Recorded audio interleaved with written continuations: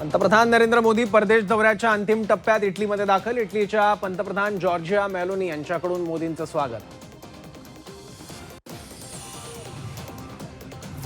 गेल्या वर्षी नीटचा पेपर लातूरमधील एका कोचिंग नेटवर्कपर्यंत पोहोचल्याची शक्यता। शिवराज मोटेगावकरचे पेपर लीक नेटवर्कशी जुने संबंध असल्याचा संशय। सीबीआयकडून तपास सुरू। नसरापूर अत्याचार आणि हत्या प्रकरणी उद्यापासून सुनावणी। आरोपी भीमराव कांबळेची इन कॅमेरा सुनावणी होणार। फास्ट ट्रॅक कोर्टात पार पडणार सुनावणी। मागासवर्गीय उमेदवारांना खुल्या प्रवर्गातून वगळण्याचा निर्णय स्थगित। मंत्रिमंडळ बैठकीतील निर्णयाला तात्पुरत्या स्वरूपात स्थगिती। महाधिवक्त्यांच्या अभिप्रायानंतर अंतिम निर्णय घेतला जाणार। उल्हासनगरमधील कथित धर्मांतर प्रकरणी तिन्ही आरोपींना जामीन। मराठी समजत नसल्यानं जामीन मिळाल्याचा आरोप। पुन्हा अटकेसाठी अर्ज करणार फिर्यादीचे वकील। पाकिस्तानकडून गुप्तपणे सौदीत लष्कर तैनात। सौदीच्या संरक्षणासाठी 8,000 सैनिक, 16 लढाऊ विमानं दाखल। एकीकडे इराणबाबत मध्यस्थी आणि दुसरीकडे सौदीत पाकिस्तानकडून लष्कर तैनाती। सलमान खानच्या इमारतीमध्ये कोब्रा आणि धामणची एंट्री। वांद्रे इथल्या गॅलेक्सी इमारतीमध्ये सापांचा सुळसुळाट। धामण सापाला पकडण्यात यश। इमारतीच्या परिसरात नागाचा वावर।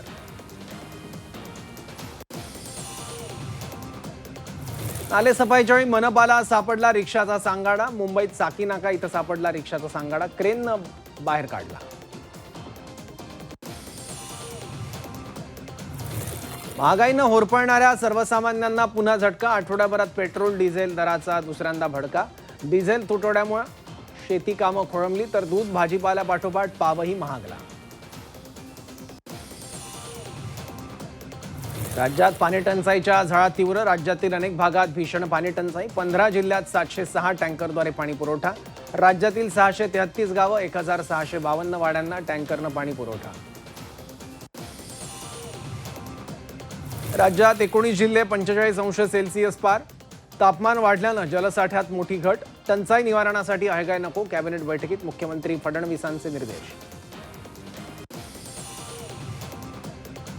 देशभरातील नोकरदारांसाठी आनंदाची बातमी। आता यूपीआयद्वारे पीएफ काढता येणार। यूपीआयद्वारे पीएफ काढण्याची चाचणी यशस्वी। 7 कोटी नोकरदारांना लाभ मिळणार।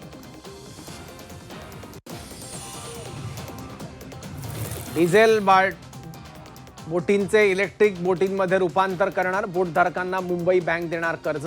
लाकडी बोटींचे इलेक्ट्रिकमध्ये रूपांतर करणार। कंत्राटी कामगारांसाठी महत्त्वाचा निर्णय। महिन्याच्या 7 तारखेपर्यंत वेतन मिळणार। वेतन बँक खात्यात जमा करणं आवश्यक। नियमांचं उल्लंघन केल्यास कंत्राटदारावर कारवाई।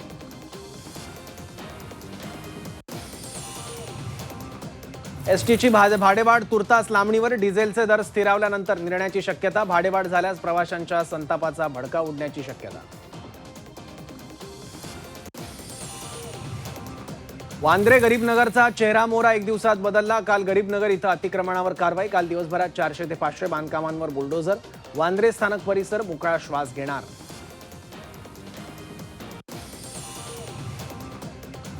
विदर्भातील तापमान आणखी वाढण्याची शक्यता। पुढील 3 दिवस विदर्भात उष्णतेच्या लाटेचा इशारा। विदर्भातील पारा 46° पार जाण्याची शक्यता।